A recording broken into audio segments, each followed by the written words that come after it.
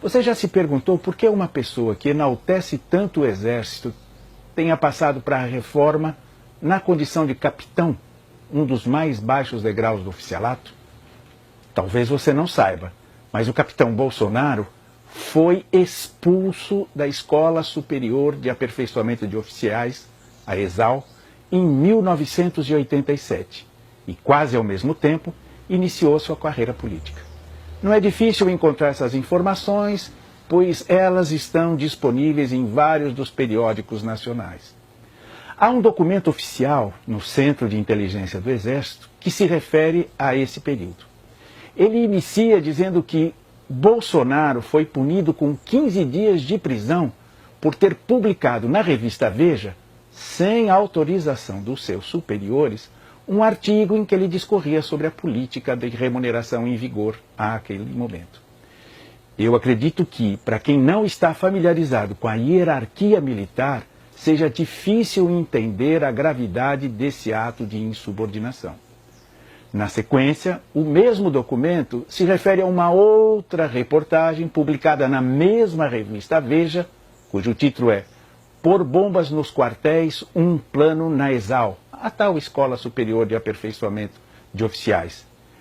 Nesta reportagem, Bolsonaro é apresentado como um dos supostos envolvidos na ação, e ela fora feita para pressionar o ministro do Exército e tensionava explodir bombas.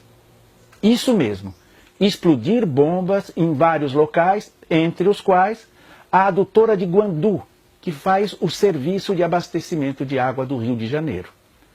Logo a seguir, a mesma revista Veja publicou outra reportagem trazendo novos elementos da conversa de Bolsonaro com a jornalista. Nela, aparece um desenho com o esquema da operacionalização de parte do atentado. Cerca de um mês depois dessa repostagem, ele foi expulso da ESAL, eu repito, ele foi expulso e foi submetido a um conselho de justificação, uma espécie de inquérito no âmbito civil. Ao longo desse procedimento, a jornalista que havia sido responsável pelas matérias afirmou ter, inclusive, recebido ameaça de morte do capitão. Notem que estamos falando de um depoimento oficial em procedimento interno do Exército Brasileiro e que um oficial estava sendo acusado de ameaça de homicídio, entre outras coisas. Por unanimidade, o tal conselho considerou culpado e propôs que fosse declarada a sua incompatibilidade com o oficialato, com a consequente perda de posto e de patente. Entretanto, em julgamento posterior no Superior Tribunal Militar, tais fatos parecem não ter sido considerados e ele foi designado não culpado.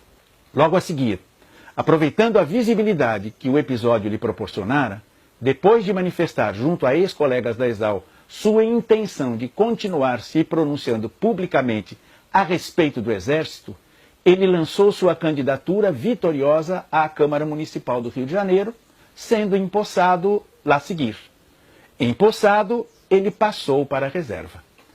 O que estou querendo frisar, para além de todas as peculiaridades graves descritas no processo, como atentados à bomba, ameaças de morte, são dois aspectos. O primeiro é que ele, que tem enaltecido o Exército e os militares, decidiu, de vontade própria, se afastar para iniciar uma carreira política. E, segundo, o que é mais importante, que o estilo beligerante que ele continua a manifestar, de achar que pode resolver todas as questões, explodindo bombas e ameaçando pessoas, no melhor estilo do eu prendo e arrebento, já estava presente desde o início da sua carreira militar. É para isso que nós devemos nos atentar, entre outras coisas. Quai, seu app de vídeos curtos.